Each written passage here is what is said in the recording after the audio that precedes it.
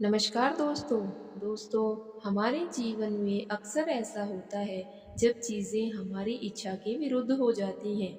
ऐसे में हम जीवन से बहुत ही निराश हो जाते हैं, किंतु कुछ समय बीतने के बाद हमें यह एहसास होता है कि जो उस समय हुआ वह अच्छा ही था। और इसी से जुड़ी है हमारी आज की यह कहानी। एक समय एक बहुत बड़े राजा थे और उनका एक बहुत ही बड़ा बगीचा था, जिस बगीचे में तरह तरह के फलों के पेड़ थे। और उन सब पेड़ों की देखभाल करने के लिए राजा ने एक किसान को नियुक्त किया था। किसान अपने पूरे परिवार के साथ उस बगीचे की जी जान लगाकर देखभाल किया करता था। एक समय बगीचा तरह तरह के फलों से लदा हुआ था। किसान के मन में ख्याल आया कि क्यों न राजा के लिए पके हुए अंगूर लेकर जाता हूँ, राजा बहुत खुश हो जाएगा। ऐसा विचार करके उसने बहुत सारे पके हुए अंगूर तोड़कर एक टोकरी में भर लिए और सिर पर रखकर राजमहल की ओर चल दिया। चलते चलते रास्ते में उसे यह ख्याल आया कि बागान में तो अमरूद, सेब, पपीते, अनार सब तरह के फल थे।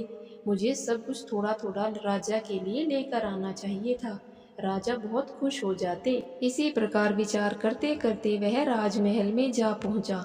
जब वह राजमहल में पहुंचा तो राजा किसी गंभीर चिंता में बैठे हुए थे, अपने ही ख्यालों में मगन थे। इसने जाकर टोकरी राजा के सामने रख दी। राजा एक अंगूर खाते और दूसरा अंगूर किसान की तरफ जोर से फेंक कर मारते। जब अंगूर किसान को लगता तो किसान कहता, जो ईश्वर करते हैं अच्छा ही करते हैं। राजा फिर एक अंगूर खाता और किसान की तरफ दूसरा अंगूर जोर से फेंक के मारता। किसान अंगूर लगने पर फिर यही दोहराता कि भगवान जो करते हैं अच्छे के लिए ही करते हैं। ऐसा करते करते राजा को कुछ समय बीत गया। कुछ समय बीतने के बाद राजा को अपनी गलती का एहसास हुआ और उसने किसान से अपने किए की क्षमा मांगी तथा यह पूछा, मैं तुम पर अंगूर फेंक के मार रहा हूँ और तुम यह कह रहे हो कि भगवान जो करते हैं वो अच्छा ही होता है। किसान मुस्कुराकर बोला कि राजा जी, मेरे बगीचे में तरह तरह के फल लगे हुए थे, किंतु मैं आपके लिए सिर्फ अंगूर ही लेकर आया और रास्ते में मुझे इसी बात की बहुत चिंता थी। मैं पश्चाताप कर रहा था कि मैं राजा के लिए तरह तरह के फल भी तो ला सकता था। क्यों मेरे मन में केवल अंगूर लाने का ही विचार आया? मुझे सेब, अनार, पपीते, अमरूद ये सब लेकर आने चाहिए थे, किंतु अंगूर लाने का विचार मुझे भगवान ने ही दिया।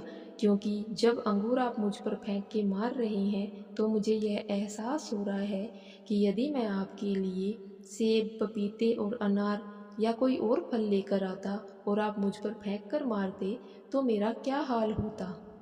इसीलिए मैं कह रहा हूँ कि ईश्वर जो करते हैं अच्छा ही करते हैं। यह बात सुनकर राजा भी कुछ देर के लिए चिंता में बैठ गया और कुछ देर के बाद बोला, हाँ मैं भी आपसे सहमत हूँ।